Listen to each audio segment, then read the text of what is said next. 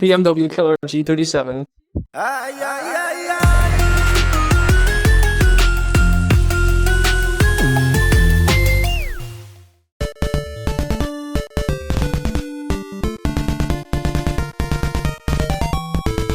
Hello everyone, welcome to Keyboard Racer Cult, and I am the Guru. The soul of the BMW killer comes from an engine called VQ37.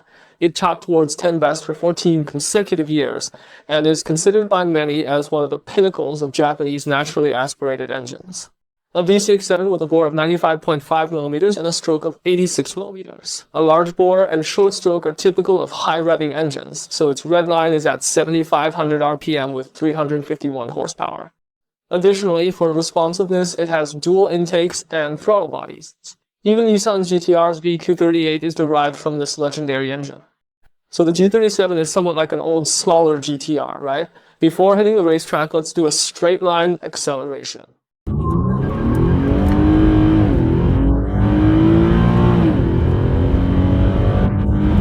At 11 degrees Celsius, the 0-100 km/h acceleration time is 5.78 seconds, which isn't very fast.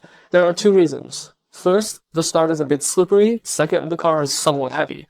Speaking of power, let's look at the chassis. The G37's chassis is pretty good. Front engine, rear-wheel drive, with a front double wishbone and rear multi-link structure. The owner even fitted it with Michelin's PS4S tires. You should have a decent lap time, right? Let's head to the track. Go!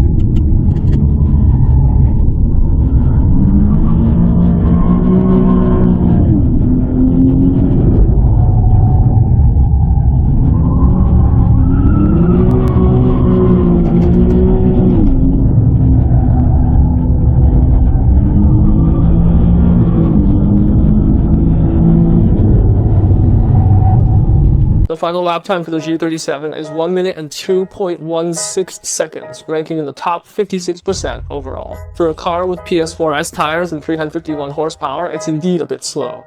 The car's chassis, transmission, and brakes are relatively poor. Aside from a fantastic engine, it doesn't offer much driving pleasure. Welcome to Keyboard Insights. Talking about this car, I think the engine is quite good. High revs and large displacement reaching 7,500 RPM, but honestly the car lacks sportiness.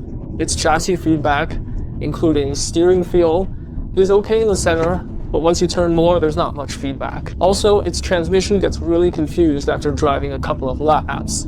Sometimes when I downshift, I find it's already in 4th gear, which is very strange. So I don't think it's a complete BMW 3 Series competitor. Its sense of sportiness and tail slide feel can't compare to the E90 BMW 3 Series. Moreover, you can't fully turn off its ESP, meaning it's more focused on safety and comfort than the BMW 3 Series, which is truly about driving pleasure.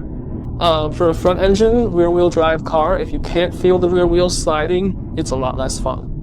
When exiting a corner, the car feels like it has crazy rear wheel spin, but the tail doesn't slide because the ESP holds it all down.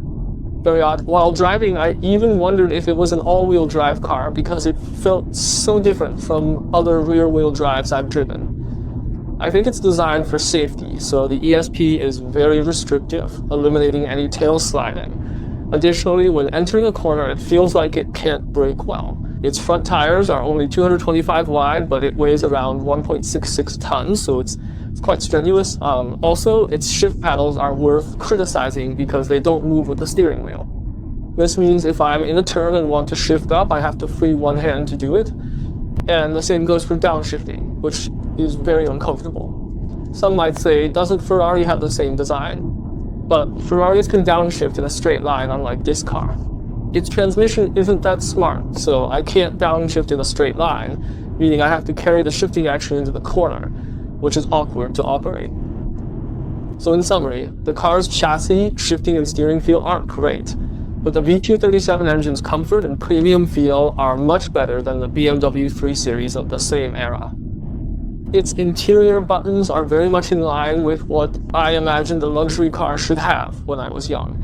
Look at the craftsmanship, these delicate buttons, and this little dial. They really outclass the BMW 3 Series. So it's not a car to compare with the E90 in terms of sportiness and driving experience. Although their drivetrain and positioning are similar, I think the perfect combination would be putting the VQ37 engine in an E90. I think that would be a better match. Okay, that's it for this episode. If you like track content, don't forget to like, share, and subscribe.